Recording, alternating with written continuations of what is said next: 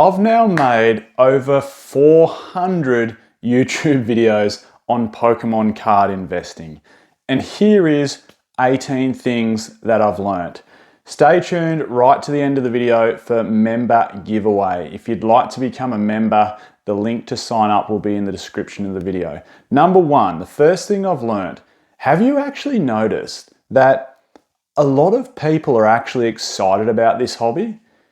A lot of people, I guess, and I was one included, that, when I was collecting TCGs along the journey, whether it be Yu-Gi-Oh!, whether it be Magic the Gathering, whether it be Dragon Ball, Z or Super, and in particular, of course, the main one for myself, Pokemon, you're always a little bit dubious of telling friends and family because you're a bit like, oh, what are they going to think of me? And particularly as a guy, sometimes you'd be a bit dubious of telling your significant other, wouldn't you? But you know what? Most people actually like it. One thing I've learned is that most people are actually, oh, you're into Pokemon cards? That's cool. Tell me a bit about it. Or, hey, actually, I've got a bit myself, or I play the game, or, I've been collecting. I used to have them as a kid, and, what are we up to now? And one thing I've learned is it's not that embarrassing. People actually like it and think it's a bit of fun. Second thing, if you're not getting gains straight away, don't stress. What you're doing is actually building a foundation. Pokemon card investing, particularly sealed investing, which I probably do a few more videos on sealed investing than I do singles investing, is not linear. You don't expect to just buy a booster box and it to gain $10 of value every 3 months. It just doesn't happen like that. And the best example I can give you is Fusion Strike. So Fusion Strike for a long time sat at a relatively low price. I remember here in Australia when I bought that I wish I bought a car. When I bought that booster box at launch here in Australia, Fusion Strike boxes were about 160 to 165 Australian dollars. Geez, I miss those days. Anyway, convert that to US, you were sitting around 105, 110 US. This was posted, taxes included, so landed to your doorstep. And it sort of rose to, 185 to 190 Australian dollars, which is like 130 US. And it sat there for ages, like 2.5 years. And then all of a sudden, we get this massive boom. So one thing I've learned is don't stress if your sealed product is not making you gains week on week or month on month. What you're doing is you're actually building a foundation that one day will eventually make that non-linear growth spurt that we've seen from Fusion Strike. Look, not everything will do it. Not everything will go to the moon, but quite often it'll surprise you. Number 3, this is one bit of advice I want to give, and one thing I've learned is just actually enjoy it. Just, take that stress out of it. Take the serious emotional side out of it. Just enjoy it. Especially at the moment, there's so many videos, there's rant videos, I've done them, other people. No matter what I say, no matter what I do a video on, whether I'm trying to be super positive and support one side, present my views, someone's always going to disagree with me. It's just the way it is. It's just the way of the world, isn't it? You're not going to please everyone, as they say. So one thing I can say is just enjoy it and actually treasure the items you get. Even if you are an investor that's literally just putting a case away, treasure it still. It's eventually, if you sell it in 10 years' time, you've got a little piece of history there. So, take some importance in it. Number 4, don't let failure hamper you. And I know this sounds like a self-help sort of video, but of course, treat it as growth or, a learning moment. If something happens and you make a mistake, and we've all done it, we've all bought things that we've just sat there and, I've bought some collection boxes like, the Alakazam EX collection boxes from Vivid Voltage, which have been sitting in my cupboard for like 4 years and have made no growth. And if I sold them, by the time you factor in selling fees and postage, particularly on how big that item is, I probably actually lost some money on those things. So they are bad choices, but you learn from that. Another one is, one thing I learned recently, and I'm happy to admit it, is I didn't expect all the reprints we're getting for Japanese. And look, I knew Japanese 151 was popular, but I didn't expect it to get reprinted at the level it was. Particularly that second wave was just absolutely massive. And you know, it's something to learn from, isn't it? You just don't always know what's going to happen. You're not always going to get it right. At the end of the day, though, that decision doesn't bother me. You know, I'm happy with the price point that I bought my 151 booster boxes at, because I don't have any plans to sell them anytime soon. So in the future, whether it's 2 years, 3 years, 5 years, I'm sure they're going to be more expensive than what I paid for them.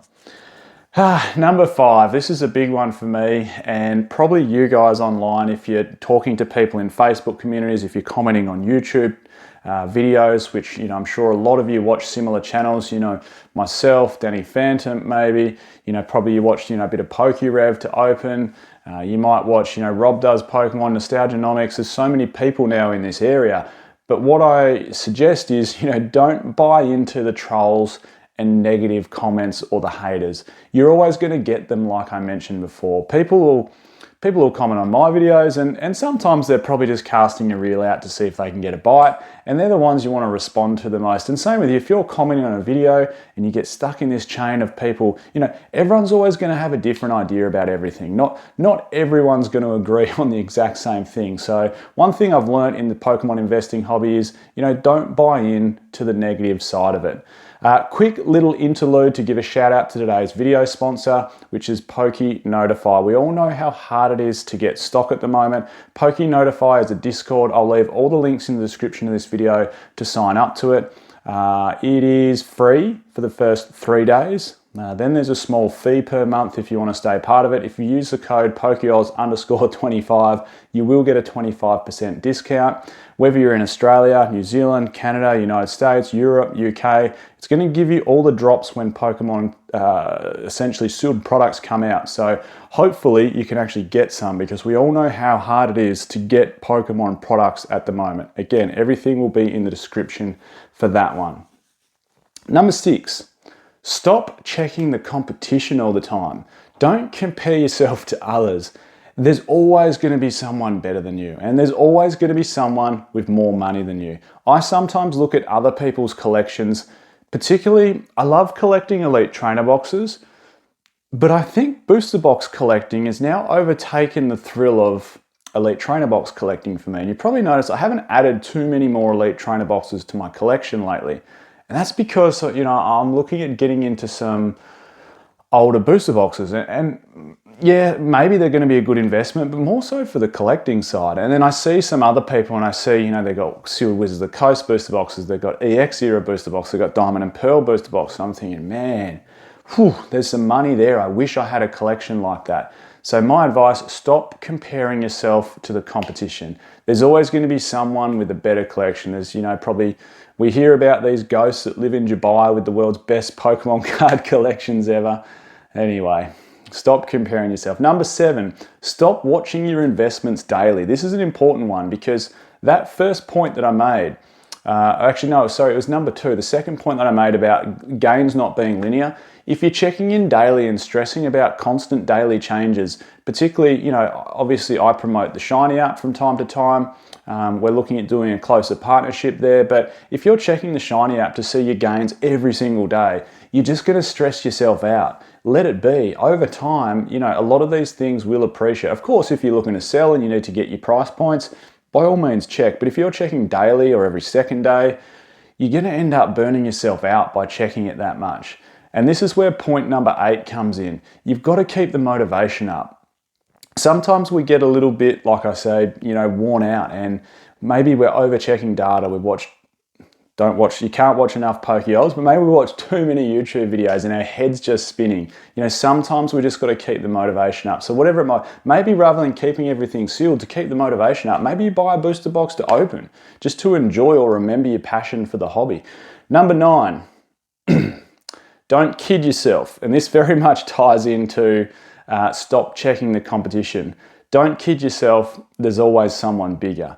And, you know, this is, I suppose, a little bit of a hard pill to swallow sometimes, because sometimes I look back at my collection and I go, oh yeah, I really, really like it. Like, I'm happy with it, but, and then I see these Pokemon rooms, like people have done these full rooms and like it spans the whole, like, you know, 270 degrees of the room, and then maybe they've got a screen and a desk on the other, the other wall. So it's a full 3 walls of, sealed booster boxes, singles, PSA 10s of some of the rarest cards. And I'm just like, it just humbles you sometimes that there's always someone bigger. So, I guess that's the point, isn't it? Don't kid yourself. Stay humbled and realize that, everyone's on a different journey. And whether you're just investing and all you can afford is, sleeved booster packs and the odd 3-pack blister, at least you're part of the hobby and still having fun with it. Number 10, and this is an important one.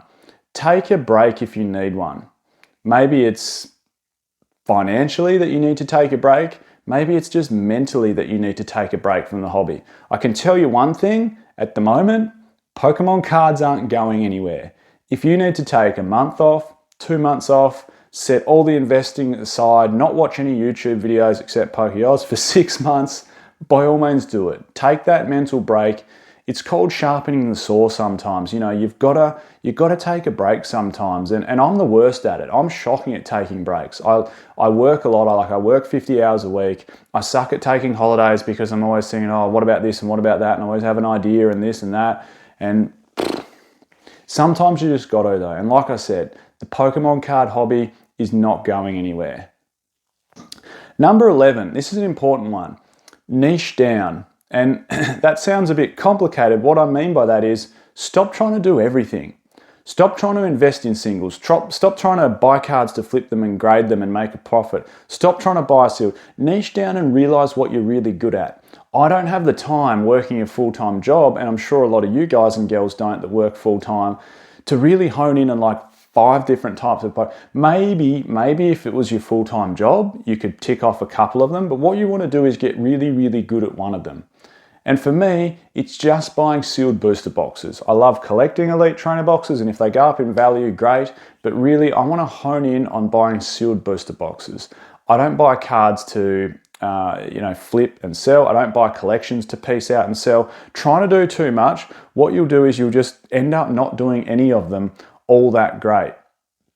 Number 12, and this is an important one, is take some time and block out some time to focus on your investments. There's so many distractions in the world, work, family, hobbies, interests, everything else in life. Sometimes it's just good to go, you know what, headphones in and I'm going to read some stuff about, Pokemon cards and the history of it and investing, or block out everything else. I'm going for a walk, I'm putting the headphones in and I'm listening to my favorite YouTubers. And maybe it's an hour and you're really focusing on, crafting and learning. And it's funny how much the brain actually retains.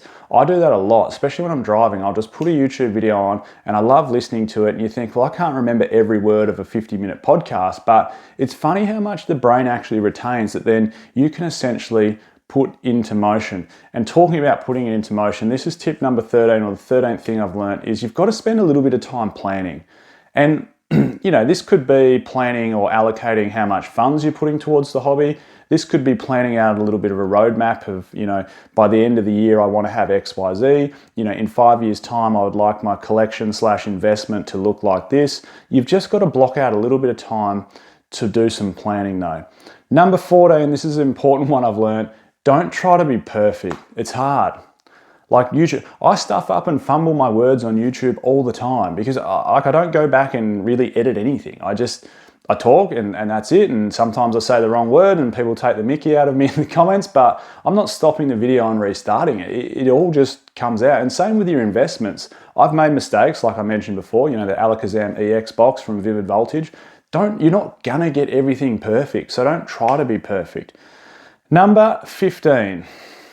And this ties in with the last point, is sometimes you've got to, and I know this sounds cheesy, love your bad decisions. One of the best things you can do from a bad decision is really hone in and go, okay, what did I do there and why did I do it? And why was it a bad decision? What did I stuff up? But what can I actually learn from this to make things better in the future? So I look back and I go, back in 2020, I was pretty early on into actually keeping some products sealed. And there may have been some good collection boxes in the past that performed well. And I thought, Vivid Voltage was a good set. Everyone thought it was a good set when it first came out, so don't bag us out. But the point is, I bought those collection boxes, and ever since I bought them, That's been a real big realization that that was not a good financial decision. Not that I didn't buy many of them, so it doesn't matter. Like, I'm not crying over, $80 or whatever I spent on the Australian dollars that I spent on the 4 of them. But point is, you really need to learn from that. I see, cupboards just floor to ceiling full of collection boxes, and I'm thinking, man, do you know how many days it's going to take to sell those? We talk about that in the car industry. In case this is your first time watching, I work in the car industry. An important metric that we use when we're looking at trading or buying a used car to resell is how many days it's going to take us to sell that car. If it's a popular car in the used car market, good, great stock. If it's going to sit in our yard for 300 days and not move, it is not good stock. So there is good stock and there's bad stock when it comes to sealed Pokemon cards. Booster boxes predominantly is good stock. If it's from an even better set, like your Lost Origin, Evolving Skies, etc. from Sword and Shield, it's even better stock. But sitting on a bad collection box is basically like the worst stock you can sit on. Here's another one as well, 16. We've only got 3 to go, 3 points to go that I've learnt.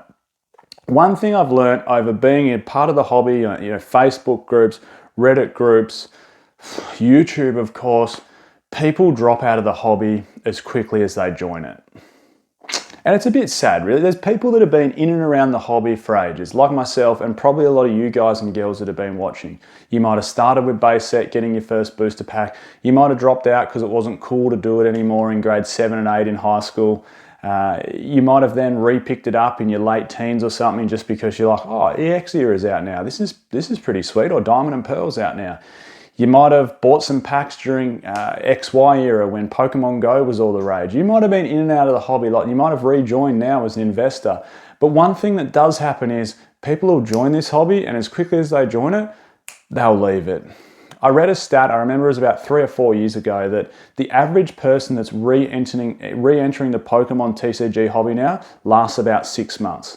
And of course, probably a lot of you guys and girls that are watching, you've probably been around for a long time. But I've noticed as well, I'll have people comment on every single video for like 4 or 5 months, and then I just don't see them anymore. Maybe they've got sick of me talking, or maybe they've also exited the hobby. So all these people that are worried about people, buying, heaps of sealed product and then sitting on it and reselling it and creating a business out of it, a lot of them will cash out and leave the hobby before you know it. Number 17, you really need to make, one thing I've learned, short and long-term gains in this business.